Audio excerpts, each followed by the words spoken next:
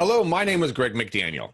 And I'm Bernice Ross, and we have a great show for you today, and it's a really important question. Is a foreclosure tsunami coming soon?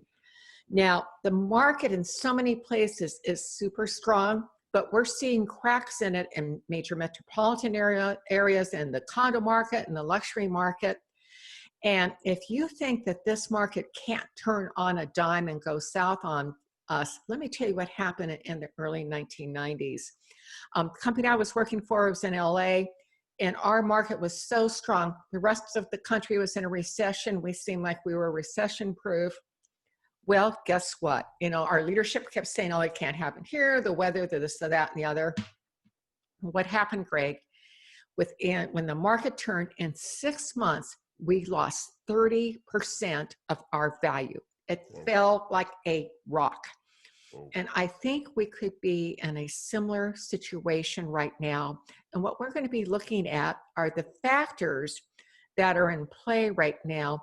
And any one of these could contribute to another downturn and could contribute to more foreclosures. But we're going to take a run through this right now to tell you what our concerns are. And we don't have a crystal ball as to what's going to happen. But, as a realtor, you're going to have clients that are going to be facing foreclosure or other kinds of financial distress based upon what we're going to talk about.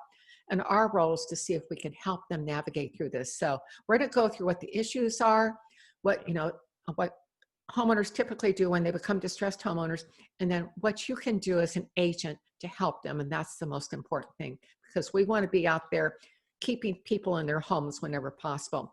So Greg, here are the factors that can contribute to the next downturn. Okay, why don't you take the first one, because it's a big one. Yeah, it is a big one. And number one is we're going to talk about no money in the bank. According to CNBC, 63% of Americans say that they have been living paycheck to paycheck since COVID-19, which is really pretty incredible. And then 53% of those were not living paycheck to paycheck prior to the pandemic. It is a staggeringly scary number about how people are living. A lot of people are putting on facades and kind of how their lifestyles are running. But when you look at these numbers, it's you have to start looking at your neighborhood, start looking at your past clients and your database, and understanding that 63% of them are living paycheck to paycheck. It makes my toes curl when I hear this. Bernice, and what makes things even worse, even with the stimulus payments and unemployment benefits and everything else of small businesses and their employees, I might say, 47% say that their emergency savings have run out, and if they have a $500, just $500 problem that arises in their life, 8 out of 10 of them would not be able to cover the cost, and that is petrifying beyond belief. So Greg, number two, one of the biggest challenges we're facing, of course, so many people they're living from paycheck to paycheck. They've gone through their savings, and they have their house in forbearance, which means that they were able to defer payments until the end of their mortgage and not make payments. But these programs are now starting to expire here in 2021. And so, this is due to the lockdowns and all the other. Are you having an earthquake? Yep. Everything's shaking. Yep, that was an earthquake. Hey, Greg. I saw you looking around, and all of a sudden the room started bouncing. What we just captured here is an earthquake live on Real Estate Coach Uncensored. So we did. It was like never seen it live. You just did. Oh my gosh, it's just one of those things. On earthquakes in California, you guys never know when it's coming. Then when it hits, there's rollers and then there's like hits. This one was a hit. Yeah, I'm watching the roof bounce up and down. That's your camera, of course, shaking, but still, I could see the movement in the room. I've been enough of them. It's why I'm in Texas, ladies and gentlemen. Welcome to Life Live on Video, everybody. Always fun. So great. Let's get back to our topic. Life on live video. Well, we had a little interruption there, as you can see. Anyway, back to what we were talking about, which is, I guess this is what, foreclosure, what we're talking about could be the equivalent of an earthquake, maybe not a tsunami rolling over us, maybe it is an earthquake. If there's a lot of serious price reductions, that is an earthquake in the market. But anyway, the next one is really a concern. There are a number of COVID-19 relief programs that were instituted in 2020 that are going away here in 2021. And what these translate into is less money in your pocket. So we know about the extended unemployment benefits. This is not only for employees, but there are a lot of businesses who are able to keep their employees working due to the help they had from the federal government. We don't know what's going to happen with the new Congress and with the Biden administration. We expect there'll be something coming there, but we don't know. But the examples that we're concerned about right now, the other ones are there's been payroll tax deferral for federal employees, the military, and people working other government jobs. So they're going to have to start paying payroll taxes again. That holiday is over. There have been forbearance. There was a forbearance program for student loans, which meant that their payments got delayed. Those are going to start again this year. And then also money to help gig workers like people in real estate. That's gone away too. So what this translates into is these, they're taking more money out of your take-home pay. You've got less money to purchase, goods and products, which means less demand. Less demand equals lower prices, and there's some other factors that are going to be causing consumer prices to go up. But that means that if consumer prices are higher, real estate prices will come down because not as many people can afford to buy the properties. Our fourth point that we're going to be covering today is going to be we talk about residential investors and kind of how that's impacting a lot of them. I have a couple of folks that I work with, I know very well, and I've worked with in the past. And, one of them owns multiple different units, and he's been losing his renters due to COVID and because of their employment has gone away. And they were doing bars, restaurants, and those types of individuals. And so they couldn't work, so they can't pay. So then they were leaving. So that leaves him high and dry. I have another client of mine. He has a property down in the South Bay here, and the individuals who live there have stopped paying, and he's losing thousands of dollars every single month. And the impact on this is going to be I can't even put a number to how large this is going to be and when this is going to take place, because we've all been kind of sitting on that bubble for last year in regards to the stimulus money. But like you said, that's going to go away, and it's going to be horrific for families when this takes place. Well, here's what's happening too, Greg, which is so important about what you were saying, is most residential investors didn't get any COVID relief. So they've been paying their mortgages, and they're still stuck with tenants that are not paying, and they're talking about additional eviction moratoriums, and nobody's looking at the cost of what happens to that investor that holds that property. A lot of people have purchased property for retirement. They're mom and pop owners. They're not big companies or whatever. And this is going to impact them. And again, that part of the market again may see a major crash. Well, Bernice, number 5 in our lineup is actually something that is, it's unfortunate, but it is a fact of life right now. And it's, we're looking at prices that are already falling. CoreLogic has a phenomenal article, and what it says is the fact that 1/3 of the metropolitan areas are at a very high risk of decline in the next 12 months. We're seeing that here in San Francisco. We're seeing a decline in rental prices. We were the highest price market in the country. We've dropped anywhere from 25 to 30%, and it's probably even increasing. I have a couple of my friends that, one of them, they sold their home, actually not selling their home, but they're moving into the foothills, and they're just getting more land. They're getting a better, in the, better school market in the whole 9 yards. And the prices are just going through the floor. It's just fascinating to watch, and it's heartbreaking for the investors and the homeowners, but it's just, I want to see where this is going to go. Well, again, when you've got 1/3 of the country that is at risk for very significant price reductions, that tells us we've got a crack in the market. And the cracks in the market may be with the investors in your local market, as we talked about. But the other thing you need to be looking at, it's really common for different parts of the market to be strong and other parts. I know I don't see the first time buyer market weakening until, we are way into a problem because there's so much demand. So here's what the Biden administration is planning according to their campaign website. First, they plan on raising taxes on corporations from 1.6 trillion to 1.9 trillion over the next decade. They also plan on raising taxes from 1 trillion to 1.2 trillion from high income earners through the income tax, and 800 billion to 1 trillion through an increase in Social Security payroll, which will hit everyone, but they're saying it's only going to be on high wage earners. Biden also supports a fee on banks, which they believe will raise $100 billion. They want to do tax credits for renters and first-time home buyers that will cost about $300 billion. And they also want to increase the child and dependent care tax credit, which they estimate to be about $100 billion. When you put all these together, we've got higher taxes, and higher taxes equal less spendable, less demand, lower prices. One of the next things that we want to talk about, Bernice, is the cumulative effect on this. With one, we have a high national debt historically drives inflation, which means prices on everything increases while purchasing power decreases. And the same true, the taxes, the consumers have less buying power.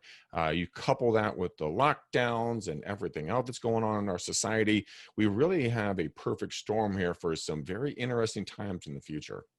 Yeah, I'm very concerned because we have so many factors converging here. It's like Greg just said, this could very well be the formula for a perfect storm. We hope it doesn't happen, but right now there's a lot of things. Any one of the things we've just talked about could trigger it.